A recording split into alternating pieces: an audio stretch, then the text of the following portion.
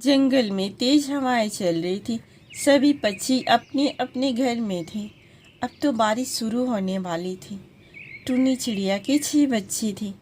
टुनी चिड़िया सोचती है, अब तो मुझे पक्का घर बनाना ही होगा, नहीं तो मेरे बच्चों का क्या होगा। माँ, हमारा घोंसला तो हवा से उड़ गया, अब हम लोग कहाँ रहेंगे। बेटा चलो, हम लोग मीनू मौसी के घर चलते हैं।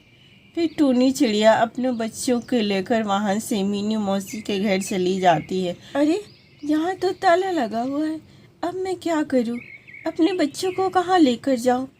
मैं तो सोची थी कि अपने बच्चों को यहाँ रखकर कुछ दिनों में अपना घर बना लेती, फिर बच्चों को लेकर वहाँ जाती।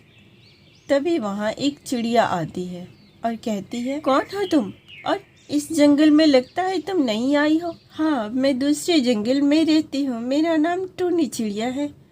मैं मीनू मौसी के घर आई थी, लेकिन मीनू मौसी तो अपने रिश्तेदार के घर गई है।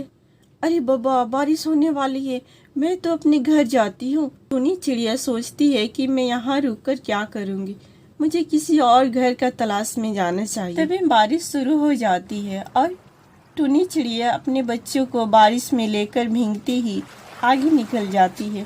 कुछ दूर जाने के बाद उसे एक घर दिखाई देता है। चलो बच्चों, वहाँ चलते हैं। टुनी चिड़िया उस घर के पास आ जाती है और दरवाज़ा खटखटाती है। दरवाज़ा से कालू कौवा बाहर निकलता। कौन हो तुम, और यहाँ क्या करने आई हो। मेरा नाम टुनी चिड़िया है और मैं मीनू मौसी के घर आई थी, लेकिन वो तो अपने रिश्तेदार के घर गई है।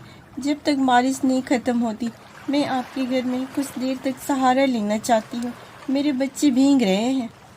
अच्छा ठीक है, रुको, मैं अपनी पत्नी से पूछकर बताता हूँ। गौरी गौरी, एक चिड़िया आई है अपने बच्चों के साथ, उसे हमारे घर में सहारा चाहिए, बारिश ख़त्म होने के बाद वो चली जाएगी। ना बाबा ना, मैं नहीं रखूँगी उसे, जाओ बोल दो वापस जाने के लिए।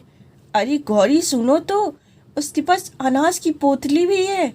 अच्छा रुको, मैं देखती हूँ। सुन रहे चिड़िया, मैं ऐसे किसी को नहीं रखती, तुम्हें इसके बदले मुझे कुछ देना होगा। ठीक है, मेरे पास अनाज की पोतली है, आप उसमें से आधा अनाज ले लीजिएगा। ठीक है, चल अंदर आ जा। टुनी चिड़िया बच्चों को लेकर अंदर आ जाती है। गौरी गौरी, मैंने चाय बनाया है, टुनी चिड़िया को ले जाकर दे दो, बेचारी भींगी हुई है, उसके बच्चे भी भींगे हैं। आहा, बड़ी चाय पिलाने वाले आ हुए हो, तुम्हारे जीजा जी आए हैं ना, चलो दो, चाय मैं पीती हूँ। टुनी चिड़िया घर से बाहर निकल कर देखती है। अरे बाप रे, ये बारिश तो खत्म होने की नाम ही नहीं लेती है।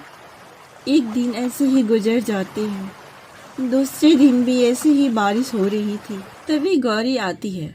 सुन रहे टुनी चिड़िया, एक दिन हो गए, आज दूसरा दिन है, जो आधी पोटली अनाज की है ना, वो मुझे दे दे, तब तेरे को रहने को मिलेगा। ठीक है गौरी बहन, ये ले लीजिए। गौरी वहाँ से चली जाती है। दूसरे दिन भी बारिश खत्म नहीं होती, तीसरे दिन भी बारिश खत्म होने की नाम नहीं ले रही थी। फिर से गौरी आती है और कहती है, टूनी चिड़िया, आज तीसरा दिन है तेरा, चल मुझे आज भी कुछ दे। ये गौरी तो दिन पर दिन लालची ही होती जा रही है, अब मैं अपने बच्चों को क्या खिलाऊंगी, सारे अनाज तो गौरी ने ले लिए हैं। गौरी बहन, सब कुछ तो आपने ले लिया, सारा अनाज मैंने आपको दे दिया, अब मैं क्या दूँ, अब मेरे पास तो कुछ भी नहीं है।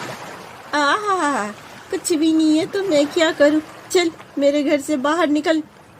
टूनी चिड़िया और उसके बच्चों को घर से बाहर कर देती है। टूनी चिड़िया अपने बच्चों को बारिश में भीगते भीगते एक दूसरे पेड़ के डाल पर जाकर बैठती। तभी वहाँ एक कबूतर आता है और कहता है, चिड़िया चिड़िया, तुम बच्चों को लेकर क्यों भीग रही हो। कबूतर भाई, मेरे पास घर नहीं है, चलो चलो तुम मेरे घर चलो। फिर कबूतर उन चिड़िया और बच्चों को लेकर अपने घर आ जाता है।